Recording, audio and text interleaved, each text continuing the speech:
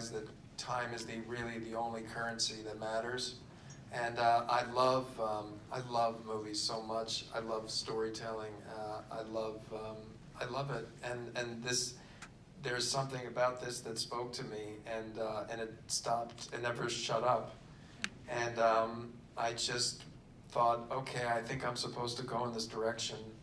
And as terrifying as it is, even though when I was younger, I remember Willem Dafoe came to our grad school and he was asked what roles he does, and he says, I only do things that terrify me. And I remember thinking, that's not me. Really, I was like, I only want to do something that I think maybe I could do. And as I've gotten older, I absolutely understand what he's saying. And this sure as shit terrified the hell out of me. But the love of it trumped any of that. And so I just kept listening and tried to stay calm and surround myself with people that I admire and want to work with, and just brick by brick tried to take on this task. But there's so much to this story, and you really don't have anything extraneous in this film. It just all tracks. There are no digressions. So can you talk a little about how you put it together? Yeah.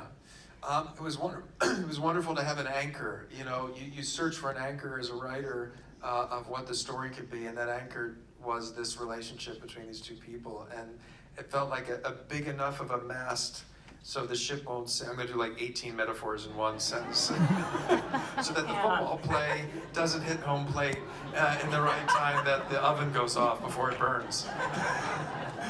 Sorry. But it just felt like, how in the heck can we make a movie? First of all, I'll just start here. He's Leonard Bernstein, and doing the research, he's so photographed, so videoed, it's all there. How many of you have first-hand memories of seeing Leonard Bernstein on television or anyway?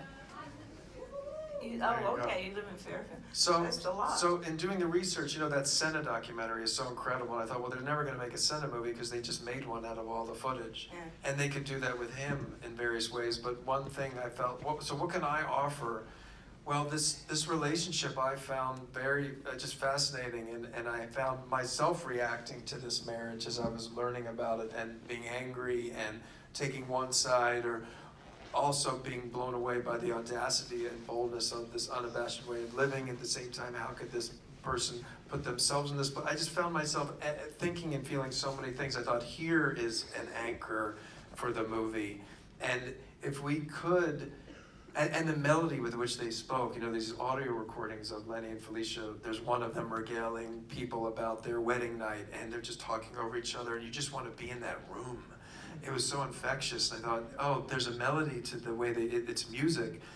And then I was thinking, how can we also at the same time convey his massive contribution as a musician, as a composer and a writer? What if we wrote the movie, speaking Josh Singer and myself, to the music of Leonard Bernstein, if it fits to story?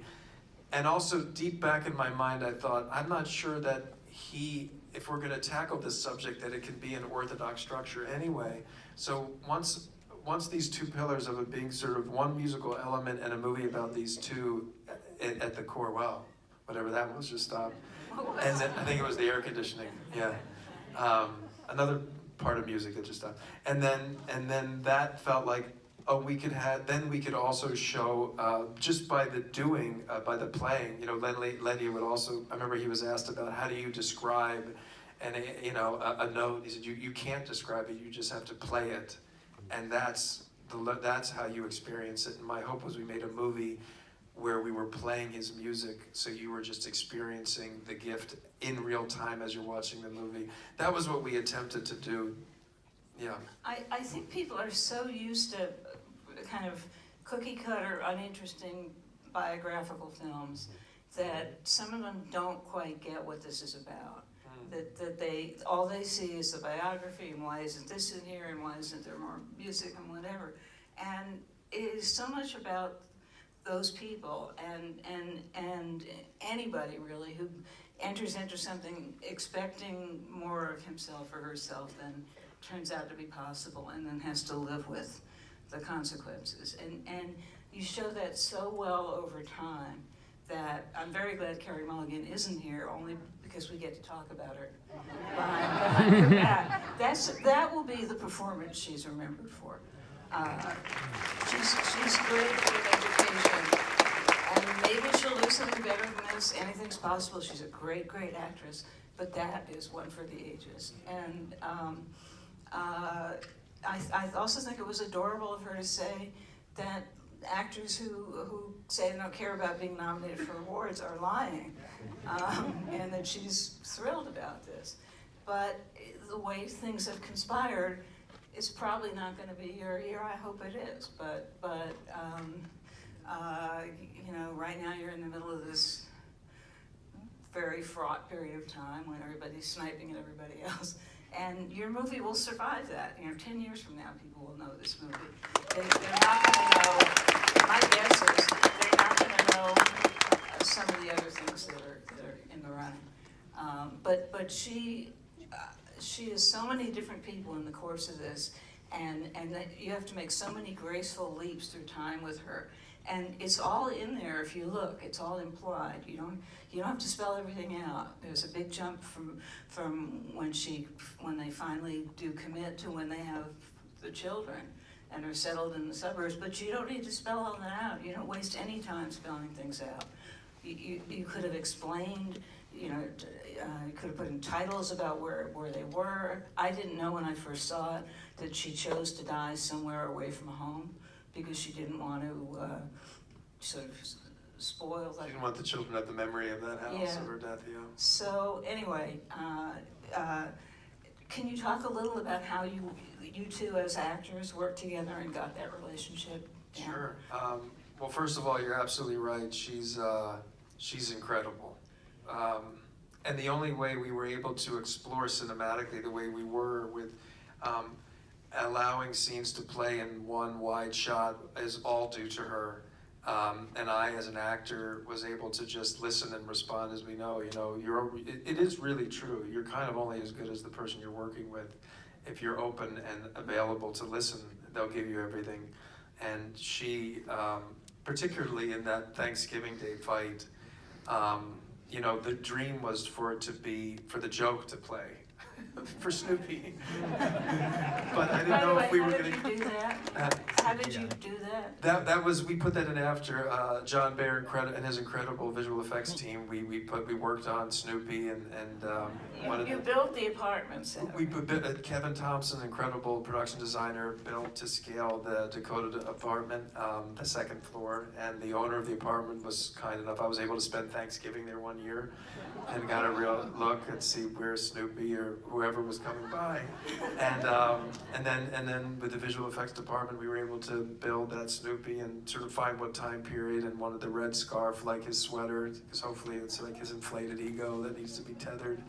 But And you did it all as an extended long shot, which is very surprising.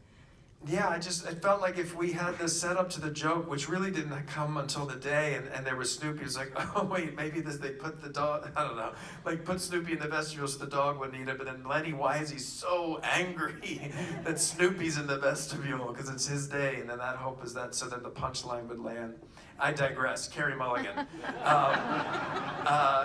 But again, you have all of these sort of ideas that you want to try to accomplish, but then you're dealing with the realities of a 4.5-page scene or something. And that was the third take, and it was done.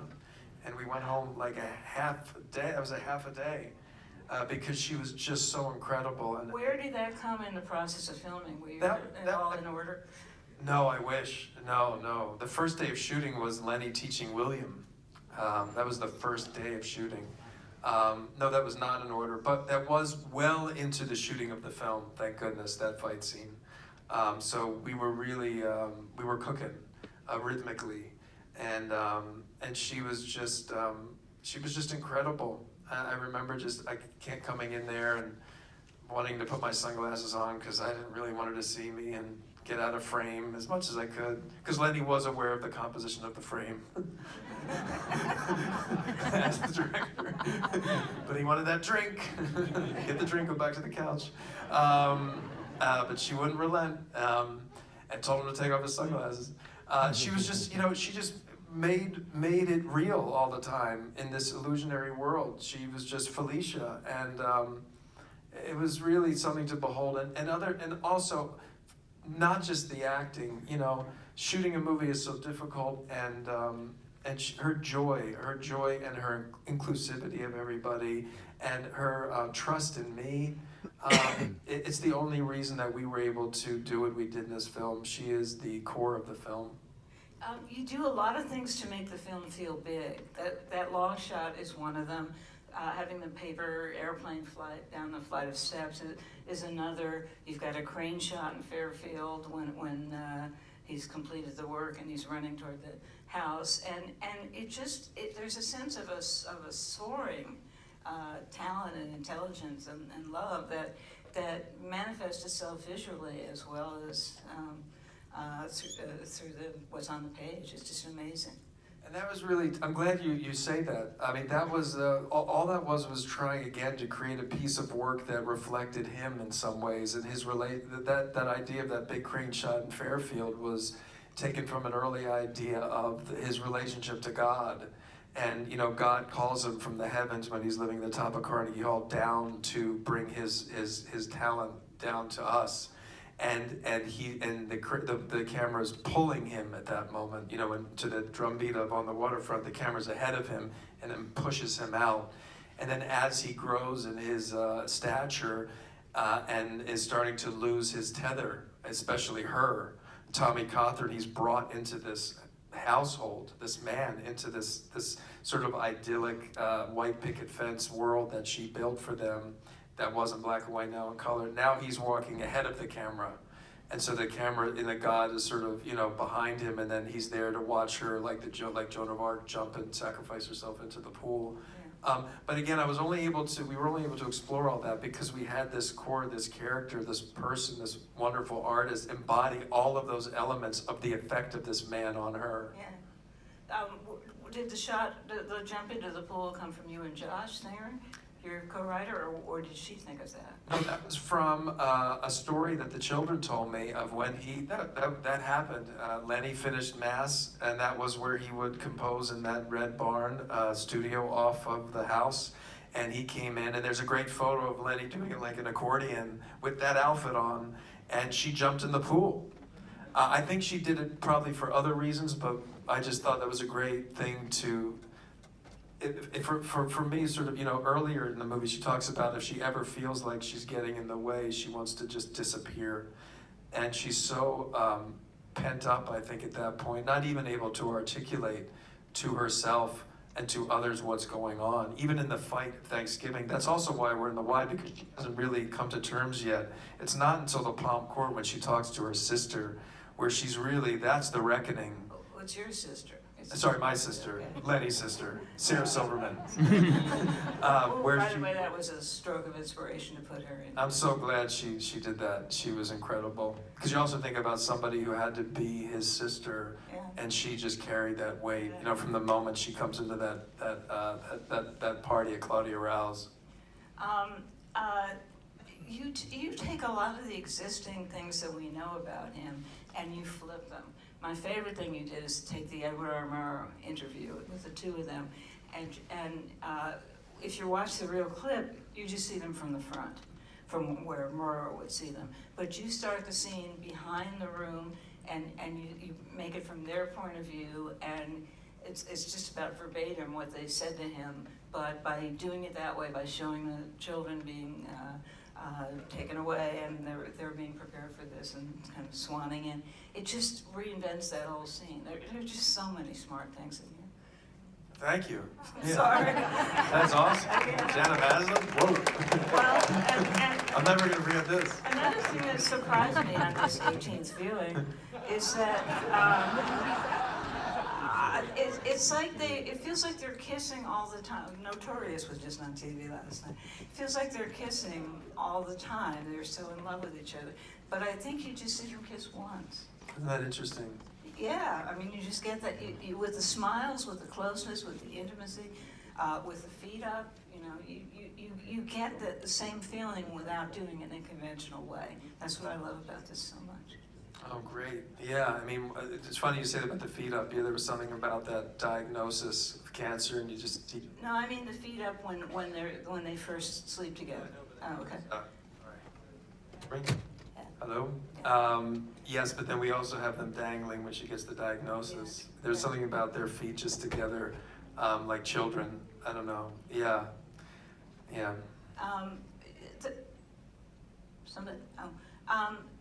You were dealing with the real house and the real family, and Yeah. sometimes that can be restrictive. From what I understand, not only was the house full of his stuff, bathrobes and things in the closets that you were able to find, but the family let you, kind of gave you free rein and is very happy with this. That never happens. I mean, there's no movie without Alex, Jamie, and Nina, the Bernstein children. First of all, they're like complete straight shooters and have no problem with confrontation or telling you what they think, and which is beautiful when you're trying to make a piece of art. Is there anything that you had to change because of them? I mean, I think I changed everything because of them. I think that they were a central vein of the whole film. I mean, they were such a big part of the script. I would send them scenes and drafts of the script all the time. When we're shooting the movie, it's very closed, and but then after the movie, I would send them scenes and stills, and then they would come over and I'd show them cuts of the film, and they were just invaluable and continue to be. And something special, I think, just happened on this film in many ways, but they became like, I'm gonna be friends with them forever. They're just cool, they're awesome. And you just feel their parents in them. You just feel the way they speak, they still have that melody too. It's really kind of wonderful, and it feels like a time that doesn't exist anymore. Did you all see that Bradley's daughter plays the young daughter in the film? Yeah, yeah, Lovely, yeah. Okay. I don't know. This is too much for me.